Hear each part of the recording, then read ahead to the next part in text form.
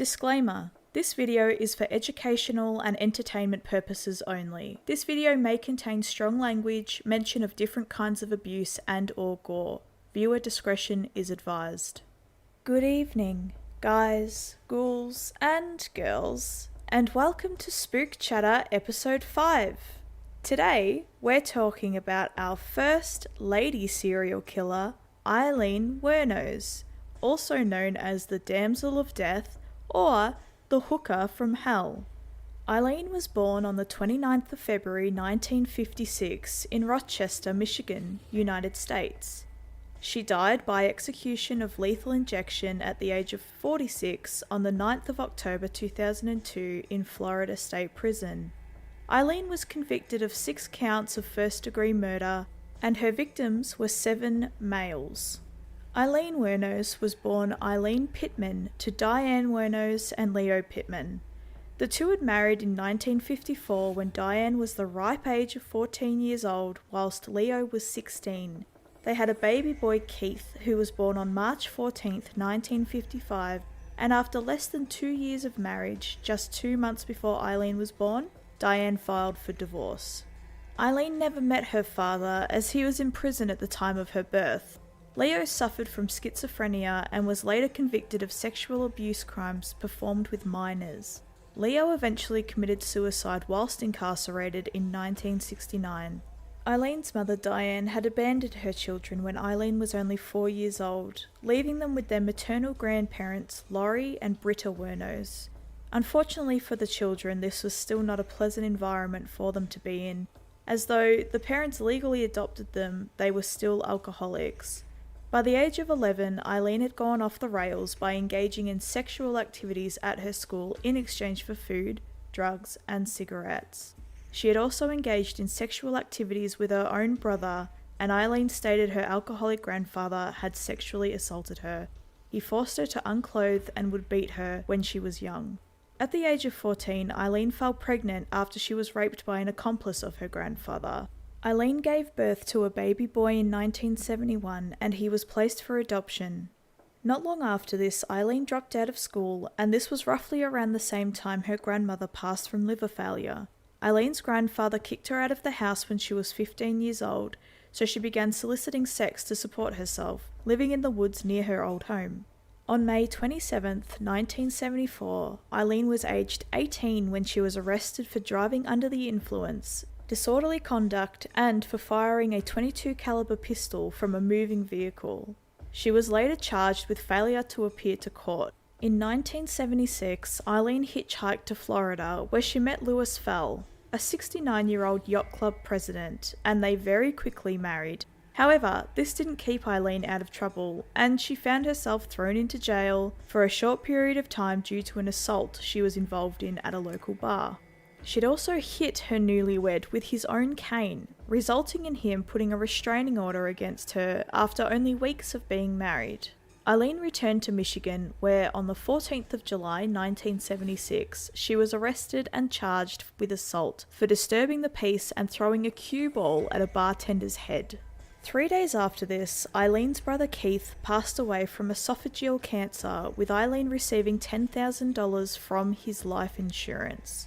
On the 21st of July, the marriage between Louis and Aileen was annulled after the short period of 9 weeks. Aileen used up the money she had inherited from her brother in 2 weeks, using it to buy a new car which she had wrecked shortly after receiving it. On the 20th of May 1981, Aileen was arrested in Florida for an armed robbery of a convenience store where she had stolen 2 packs of cigarettes and $35. She was sentenced to prison on May 4th, 1982 and released a year later. The following year of her release in 1984, Aileen was arrested again for attempting to pass forged checks at a bank. On January 4th, 1986, Aileen was arrested in Miami and charged with resisting arrest, car theft, and obstruction of justice. She was providing false or misleading information bearing her aunt's name. Police officers found a .38 caliber revolver and ammunition in the stolen car. Following this incident, Aileen was detained by police for questioning on June 2, 1986, after a male companion accused her of pulling a gun in his car and demanding money. Aileen was found to be carrying some ammunition, and police discovered a .22 pistol under the passenger seat she had occupied. Aileen met her ex-lover Tyra Moore, who was at the time a hotel maid in a lesbian bar. Aileen supported them on her wage as a sex worker, and they moved in together. But, of course, by now we know that it is not all lollipops and rainbows for Aileen, and on the 4th of July 1987, both Aileen and Tyra were detained for questioning regarding an incident in which they were accused of assault and battery with a beer bottle. On the 12th of March 1988, Aileen accused a bus driver of assault, claiming that he had pushed her out of his bus after a confrontation. Tyra was listed as a witness to the incident. Just from her history, Aileen has been in and out of trouble with the law, but I wouldn't say that it was anything too serious up until November 30th, 1989, when Aileen claimed her first victim, a murder of a man by the name of Richard Mallory. He was of age 51 when Aileen killed him. Aileen claimed she was sodomized and brutally beaten after being driven to an abandoned area for sexual requests. Police discovered his vehicle 2 days after the murder, and on December 13th his body was discovered in a wooded area several miles away from his car. He had several bullet wounds in his body, but 2 that had hit his left lung that seemed to be the cause of death. Aileen claimed her second victim, a David Spears, aged 47, was declared missing on May 19, 1990. The construction worker's body was found naked on the 1st of June 1990 along Route 19 in Florida. He had been shot 6 times. Aileen was out for blood now. In the same month as her second victim, she claimed the life of 40-year-old Charles Carsgadden on the 31st of May 1990. On the 6th of June 1990, his body was found, being shot a whopping 9 times with a .22 caliber weapon. Charlie's body was found wrapped in an electric blanket and was badly decomposed when found. This was the first of Aileen's murders that had witnesses, stating they saw Aileen in possession of Charles's car. Aileen had also pawned his gun that was registered under his name. Aileen's fourth victim was a 65-year-old man named Peter Seams. He was a retired merchant seaman. He was on his way to Arkansas in June of 1990, and on the 4th of July, his car was found in Orange Springs, Florida. Both Aileen and Tyra were seen dumping the car, and Aileen's palm print was found on the handle of the interior door handle. Peter's body has not yet been discovered. Troy Burress, age 50, was reported missing on July 31st, 1990. His body was discovered on August 4th, 1990 in a wooded area along State Road 19 in Marion County. He had been shot twice. Retired U.S. Air Force Major, former state child abuse investigator, and former Chief of Police Charles Humphreys, aged 56, was murdered on September 11th of 1990. His remains were found the next day with 6 bullet wounds to the head and torso.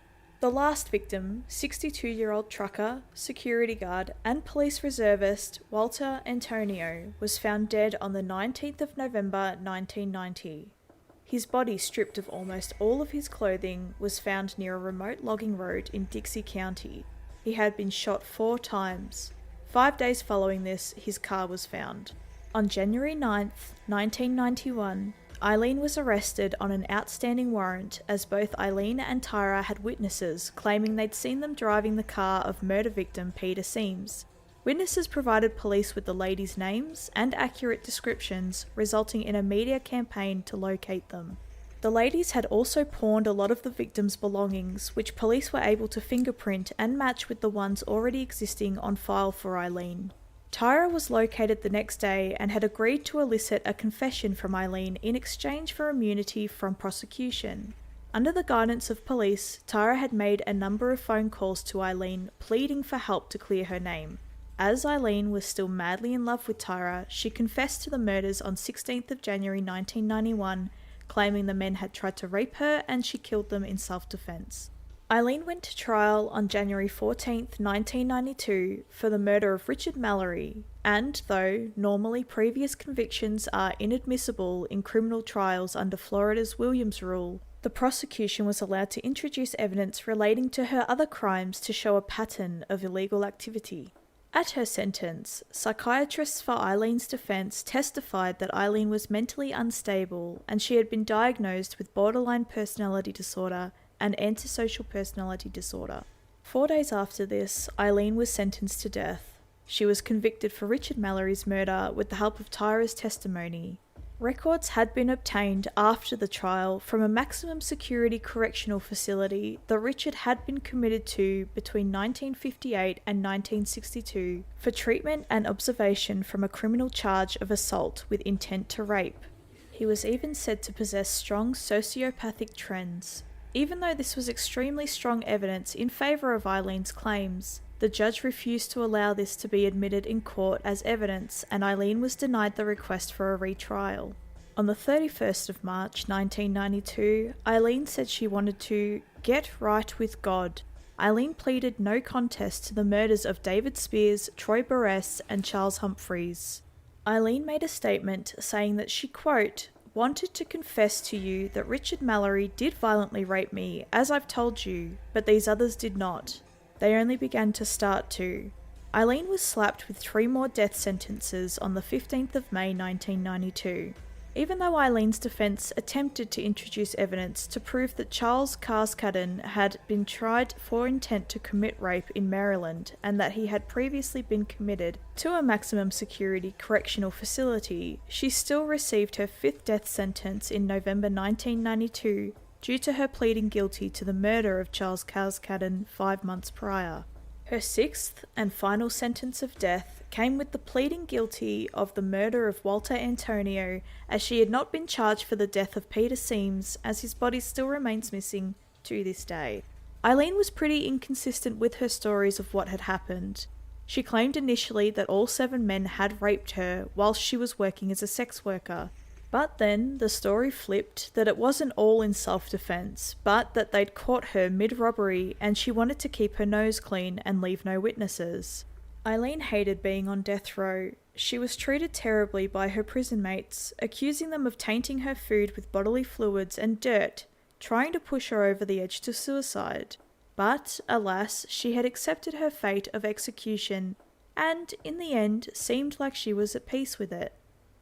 Aileen made claims in an interview the day before her execution that the police force knew what she was up to, that she was a sloppy serial killer, and left prints and evidence behind, but they wanted her help to clean up and get rid of the scum. I was just wondering how you're going to be, at 9:30 tomorrow morning. Are you prepared? I'm prepared. I'm all right. I'm all right with it. And how... I'm all right with it, but like I said, remember, let them know that I know that the cops knew who I was. After Richard Mallory died, I left prints everywhere, and they covered it up. And let me kill the rest of those guys to turn me into a serial killer. I know they did, because I was no professional serial killer or anything, or murderer, or whatever you want to call it, I wasn't professional at what I was doing. Aileen, I did some sloppy work, and I left How have you prepared yourself for tomorrow morning? I'm all right with it. Yeah, I'm ready to go. Hey, I was tortured at BCI. They had the intercom on in the room, and they kept lying that it wasn't on, and they were using sonic pressure on my head since 1997. Aileen's execution was performed on the 9th of October 2002. Aileen denied any food for her last meal and chose a single cup of hot joe instead. Aileen's last words were, and I quote, "Yes, I would just like to say I'm sailing with the Rock, and I'll be back like Independence Day with Jesus. June 6th like the movie, big mothership and all, I'll be back, I'll be back." Now, for Spook's 2 cents. In a way, I feel for Aileen. That does not mean in any way, shape or form that I condone her crimes. But, growing up, you cannot deny that she had a horrendous time. And I can see why she would be pissed off, especially at men. All of the men in her life have let her down and traumatized her, and this would do all sort of psychological damage to anyone. Even the one person she trusted and loved the most in the end stabbed her in the back. Tara was just looking after herself and Aileen still took the fall for her. Now, whether or not these men did attack Aileen, they did not deserve to die.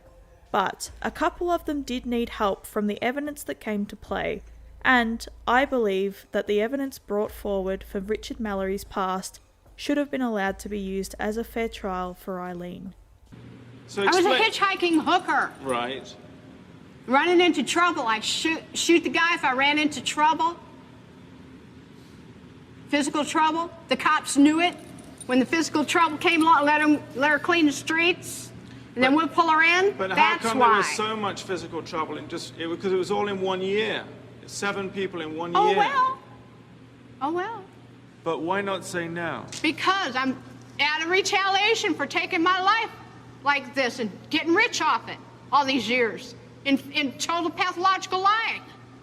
Yeah, thanks a lot. I lost my fucking life because of it. Couldn't even get a fair trial. Couldn't even get a fair investigation or nothing. Couldn't even have my appeals right. You sabotaged my ass, society, and the cops, and the system. A raped woman got executed. It was used for books and movies and shit. Ladder climbs, the re-election, everything else. I got a big finger in all your faces. Thanks a lot. You're an inhumane bunch of fucking living bastards and bitches, and you're gonna get your asses nuked in the end. And pretty soon it's coming. 2019, Iraq's supposed to hit you anyhow. You're all gonna get nuked. What are your thoughts on Aileen Wuornos? Do you think her crimes were justifiable? Leave a comment of what you think below. Thank you guys, ghouls and girls for watching.